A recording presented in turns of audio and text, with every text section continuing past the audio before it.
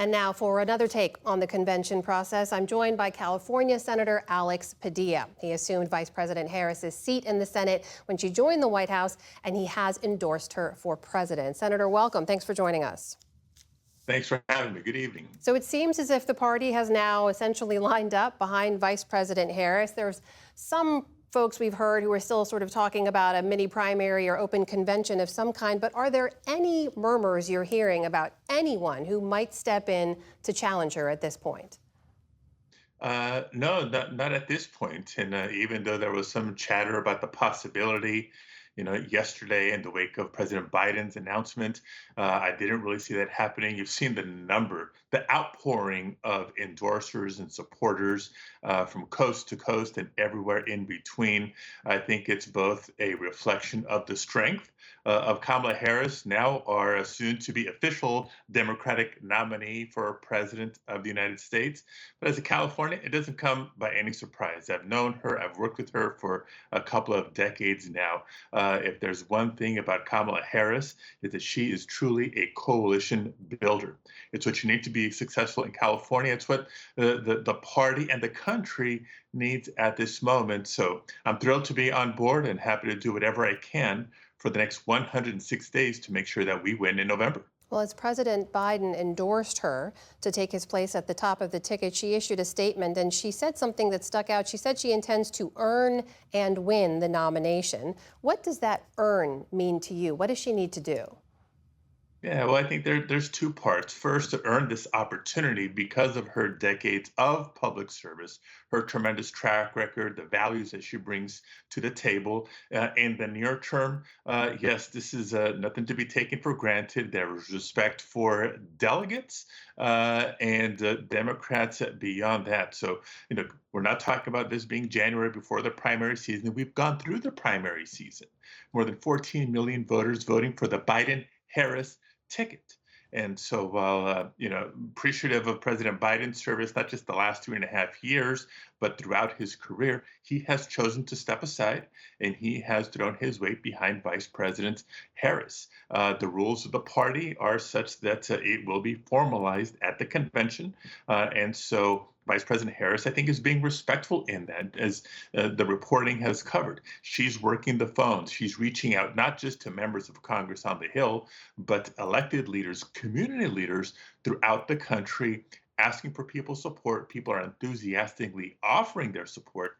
It'll be formalized at the convention, and we have a lot of work to do to reach out to voters, make sure we organize, mobilize, and get out the vote, because the stakes of this November's election remains perilously high. The threat of Donald Trump and MAGA Republicans is worse by the day. Senator, we've already seen the Trump-Vance campaign targeting her in some political ads, going out with the messaging to further tie her to the Biden campaign, and seeing that, policies that they see of his as a failure, she was also tied to.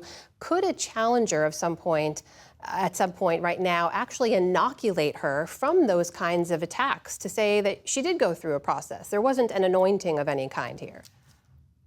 Yeah, no, look, what I would say is, again, she's being respectful to the process outlined by the Democratic National Committee, being respectful of delegates and other important voices within the Democratic Party infrastructure. But let's also be real. Let's not let Donald Trump and MAGA Republicans try to change the focus here.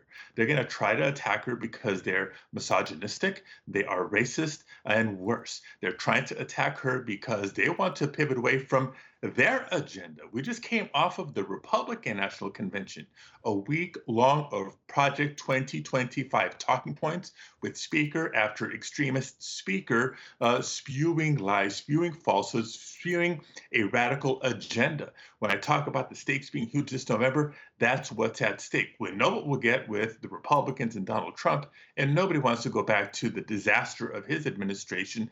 Let's continue the progress and the leadership of the last 3.5 years under the Biden-Harris administration. But for the next 4 years, it'll be a President Harris and a Vice President to be determined administration. So tell me more about that to be determined. I mean, if beating Donald Trump is the #1 goal for Democrats right now, which potential running mate gives a potential President Harris the best chance to beat that ticket? Who should it be? That is a great question and a great question for soon to be Democratic nominee Vice President Kamala Harris. I would not dare to suggest who it ought to be. The great news is, like the Democratic Party, the Democratic family has a lot of tremendous talent to offer. And I'm sure Vice President Harris will pick somebody who is a great governing partner, somebody who will be prepared to take over on day one if need be, and somebody who will be out there campaigning hard, earning the vote of the American public so that we indeed are successful in November. If she is the nominee, should voters look at this as a continuation of a Biden-Harris administration, or does she need to strike a different direction? I think it'll be building on the success of the Biden Harris administration. I mean, my God, we have seen a successful president, Biden's 3.5 years, better than any president in recent history, from the Inflation Reduction Act, reducing costs for working families, a bipartisan infrastructure package that is not only modernizing infrastructure across the country, but creating thousands, millions of good paying jobs. We have seen, we came out of a pandemic, we're tackling climate change.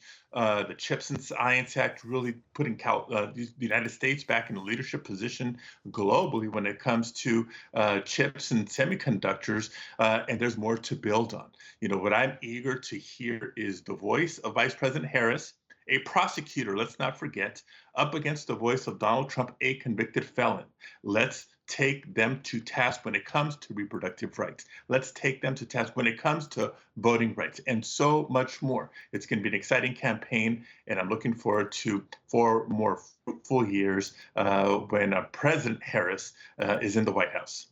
That is California Senator Alex Padilla joining us tonight. Senator, thank you for your time. Good to speak with you. Thank you.